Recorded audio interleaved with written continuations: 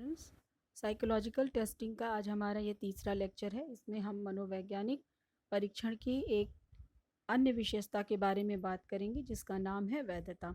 मनोवैज्ञानिक परीक्षण की कई विशेषताओं पर हम लोगों ने चर्चा की और परीक्षण क्या होता है। पिछले लेक्चर में हम लोगों ने विश्वसनीयता की बात की थी। अब इसमें हम एक अन्य महत्वपूर्ण पक्ष की बात करेंगे जिसका नाम है वैधता या वैलिडिटी। सबसे पहले हम ये जानेंगे कि वैलिडिटी क्या होती है। कोई भी मनोवैज्ञानिक परीक्षण के लिए वैलिड होना बहुत ही ज़रूरी होता है, वैलिड या वैध। तो हम सबसे पहले ये देखें कि मनोवैज्ञानिकों ने इसे किस तरह से परिभाषित किया है। तो एक परिभाषा है एनास्टासी एंड उर्विना की, जिन्होंने ये कहा कि the validity of a test concern what the test measures and how well it does so. कोई भी जो मनोवैज्ञानिक परीक्षण है उसकी वैधता का अर्थ ये होता है कि वह जिस चीज़ को मापने के लिए बनाया गया है उसका मापन करता है कितने अच्छे से और कितने बढ़िया ढंग से उसकी विशेषताओं के बारे में बताता है। एक दूसरी परिभाषा दी गई है जिसमें ये कहा गया है कि the most simplistic definition of validity is that it is the degree what a test measures what it is suppose to measure. तो कोई भी परीक्षण को हम तभी वैलिड कहेंगे यदि वह उस गुण या विशेषता का अच्छे तरह से मापन करता है जिसे मापने के लिए उसे बनाया गया था। कहने का तात्पर्य यह है कि कोई भी वैलिड टेस्ट होने का अर्थ ये हुआ कि जिस चीज़ को मापने के लिए टेस्ट बनाया गया है उसे उसी चीज़ का मापन करना चाहिए। यदि बुद्धि का परीक्षण है तो उसके द्वारा बुद्धि का परीक्षण होना चाहिए, किसी अन्य विशेषता का नहीं। यदि वह बुद्धि का परीक्षण भली भांति करता है तो हम कहेंगे कि वह एक वैलिड इंटेलिजेंस टेस्ट है। इंटेलिजेंस टेस्ट वह एक वैलिड इंटेलिजेंस टेस्ट है। अब हम वैलिडिटी के बारे में दो तीन बातें जानेंगे कि पहली बात तो ये है कि validity is a relative term. ये एक सापेक्षिक पद होता है, ये हर समय हर चीज़ के लिए लागू नहीं होता है। एक टेस्ट अगर इंटेलिजेंस के लिए वैलिड है तो वही एप्टीट्यूड के लिए वैलिड नहीं है, वो हर चीज़ के लिए उसको सही हम नहीं ठहरा सकते हैं। दूसरा इसका जो गुण होता है कि validity is not a fix property of any test. वैधता किसी भी टेस्ट का एक निश्चित गुण नहीं है कि हमेशा बना रहेगा। कोई टेस्ट अगर आज वैलिड है तो हो सकता है 20 साल 30 साल बाद वो वैलिड ना रह जाए। तो इस तरह से ये कोई फिक्स प्रॉपर्टी नहीं है। और तीसरी बात, इट कंटेन्स डिग्री, अर्थात वैलिडिटी जो होती है इसकी एक डिग्री होती है, इसकी मात्रा होती है, ये कम ज़्यादा हो सकती है। अब हम लोग चर्चा करेंगे वैधता के प्रकारों की। वैधता कितने प्रकार की होती है और उसका निर्धारण किस तरह से किया जाता है। तो वैधता के 3 प्रकार बताए गए हैं। पहला है कंटेंट वैलिडिटी या अंतर विषय वैधता। कंटेंट वैलिडिटी क्या होती है? A content validity is the degree to which a test measures an intended content area. किसी निश्चित क्षेत्र में कोई परीक्षण जिस सीमा तक उसका मापन करता है वही उसकी अंतर विषय वैधता होती है या कंटेंट वैलिडिटी। कंटेंट वैलिडिटी का मतलब कि अगर बुद्धि का परीक्षण है तो वह बुद्धि पर के क्षेत्र को जितने अच्छे तरह से मेजर करता है तो कहा जाएगा कि उसमें कंटेंट वैलिडिटी है। कंटेंट वैलिडिटी होने के लिए दो तरह की बातें होनी ज़रूरी हैं। एक तो उसमें आइटम वैलिडिटी होनी चाहिए और दूसरी सैम्पलिंग वैलिडिटी।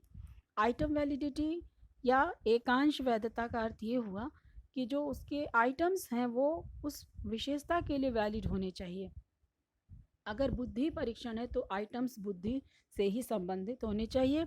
और दूसरा सैम्पलिंग वैलिडिटी का अर्थ ये हुआ कि प्रतिदर्शन वैधता, अर्थात बुद्धि के सभी क्षेत्रों को वह कवर करता है या नहीं। यदि परीक्षण के द्वारा बुद्धि से संबंधित सभी जो क्षेत्र हैं उसमें शामिल होते हैं तो हम ये कहेंगे कि उसमें सैम्पलिंग वैलिडिटी है। अब ये कंटेंट वैलिडिटी का निर्धारण कैसे होता है? तो इसके दो तरीके हैं। एक है एक्सपर्ट जजमेंट के आधार पर, जिसमें विशेषज्ञों को परीक्षण दे दिया जाता है और वह अपनी एक्सपर्टाइज और ज्ञान के आधार पर यह बताते हैं एकांशों को देखकर कि परीक्षण के द्वारा सभी क्षेत्रों का प्रतिनिधित्व हो रहा है या नहीं, ये एक वैलिड टेस्ट है या नहीं। और दूसरा तरीका है स्टैटिस्टिकल एनालिसिस का, जिसमें हम सांख्यिकीय विश्लेषण करते हैं, परीक्षण को किसी दूसरे वैध परीक्षण के साथ कोरिलेट करते हैं, उसके बीच सहसंबंध निकाल कर देखते हैं।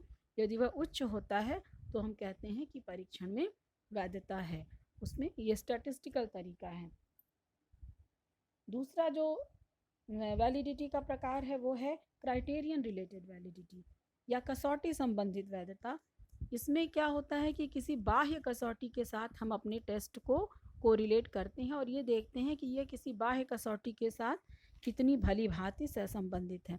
यदि उस पे ऐसा होता है तो ये कहा जाता है कि इसमें क्राइटेरियन रिलेटेड वैलिडिटी है, ये किसी क्राइटेरियन के साथ जस्टिफाई हो गई है, ये उसके साथ उसका परीक्षण हो गया है। जो पहले से कोई टेस्टेड टेस्ट है उसके साथ हम इसको कोरिलेट करते हैं। अब ये क्राइटेरियन रिलेटेड वैलिडिटी दो तरह की होती है, एक कंकरेंट वैलिडिटी या समवर्ती वैधता और दूसरी है भविष्यवाची वैधता या प्रिडिक्टिव वैलिडिटी। समवर्ती वैधता का अर्थ यह होता है कि जब हम अपने परीक्षण को वर्तमान में उपलब्ध किसी कसौटी के साथ कसते हैं, उसके साथ उसका सहसंबंध निकालते हैं, तो ये कहा जाता है कि उसमें समवर्ती वैधता है। जिस सीमा तक किसी परीक्षण का प्राप्तांक किसी पहले से तैयार किए परीक्षण के साथ क्रियान्वयन किया गया हो, अर्थात उपलब्ध कोई वैलिड कसौटी के साथ उसको अगर हम सहसंबंधित पाते हैं तो इसे ये कहा जाता है कि उसमें समवर्ती वैधता है, कंकरेंट वैलिडिटी है। दूसरा है भविष्यवाची वैधता। भविष्यवाची वैधता में जो कसौटी होती है, क्राइटेरियन, वो वर्तमान में उपलब्ध नहीं होता है, इसके लिए हमें भविष्य की प्रतीक्षा करनी पड़ती है। जैसा कि सैक्स ने ये कहा भी कि a predictive validity coefficient is the correlation between predictor test score and subsequently obtained criterion measurement. इसमें हमें जो क्राइटेरियन है वो भविष्य में जाकर उपलब्ध होता है, तब हम जा कर के उसकी तुलना कर पाते हैं। यदि हम किसी व्यक्ति का परीक्षण करके यह बताते हैं कि भविष्य में इसका निष्पादन अच्छा होगा या भविष्य में उन्नति करेगा किसी टेस्ट के द्वारा, तो हमें भविष्य की प्रतीक्षा करनी पड़ती है कि उस टेस्ट का बताया गया स्कोर सही हो रहा है या नहीं। तो भविष्य में कुछ समय बीतने के बाद ही हम उसको चेक कर पाते हैं। इसी तरह से इस वैधता को जो निर्धारित करने का जो तरीका है वो दो तरीका है। एक तो है बाय कंप्यूटिंग कोरिलेशन, जिसमें हम सामान्य पियर्सन विधि के द्वारा सहसंबंध निकाल करके वैधता की गणना कर लेते हैं, और दूसरा है बाय कंप्यूटिंग डिस्क्रिमिनेशन या विभेदन के द्वारा। यदि कोई परीक्षण उच्च और निम्न दो वर्गों में जो परीक्षण से जिस गुण का मापन होता है उसके अगर दो छोरों को वो ठीक से विभेदित कर पाता है, जैसे बुद्धि परीक्षण है, यदि उसके द्वारा उच्च बुद्धि और निम्न बुद्धि वालों में हम अंतर करने में सफल हो पाते हैं, तो ये एक तरीका है जिसके द्वारा हम ये पता लगा सकते हैं कि टेस्ट वैलिड है या नहीं। यदि उसमें डिस्क्रिमिनेटिव वैलिडिटी होगी तो वह एक वैलिड टेस्ट माना जाएगा। अब इसके बाद वैधता का जो तीसरा प्रकार है वो कंस्ट्रक्ट वैलिडिटी है। ये थोड़ा जटिल संप्रत्यय है और यह उपयोग में भी कम लाया जाता है। इसका अर्थ ये होता है कि कोई भी जो मनोवैज्ञानिक परीक्षण है जिसे किसी विशेषता को मापने के लिए बनाया गया, यह उस गुण को पूरी तरह से उसमें उसके तत्वों का समावेश होता है या नहीं। यदि बुद्धि परीक्षण है तो उसके सभी तत्वों का उस टेस्ट में समावेश हो रहा है या नहीं। तो यदि ऐसा होता है तो हम ये कहेंगे कि उसमें कंस्ट्रक्ट वैलिडिटी है। इस तरह की वैलिडिटी का निर्धारण करना अपेक्षाकृत कठिन होता है।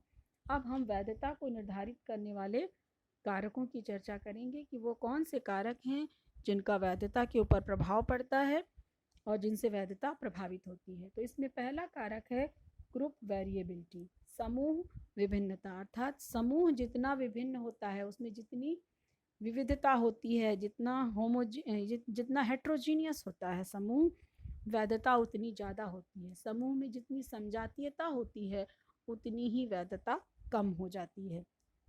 दूसरा, लेंथ ऑफ द टेस्ट, परीक्षण की लंबाई कितनी है।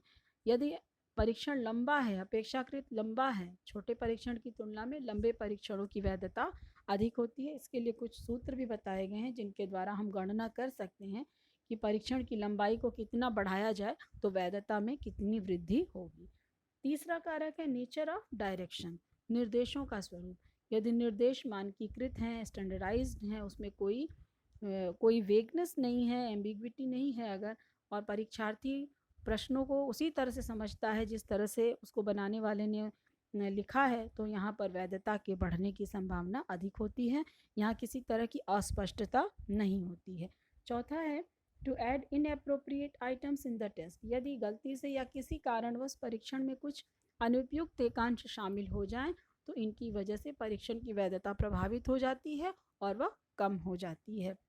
अब पांचवा कारक है सोशियो कल्चरल डिफरेंसेस, सामाजिक सांस्कृतिक कारक। तो ये भी वैधता को प्रभावित करता है, क्योंकि कोई भी परीक्षण सभी परिस्थितियों में, सभी समाजों में और सभी संस्कृतियों में समान रूप से वैध नहीं होता है। एक परीक्षण एक संस्कृति, एक समाज में वैलिड हो सकता है, लेकिन वह दूसरे समाज में, दूसरी संस्कृति के लिए उपयुक्त या वैलिड नहीं हो सकता है। इस तरह से हम लोगों ने इन कारकों की चर्चा की। धन्यवाद।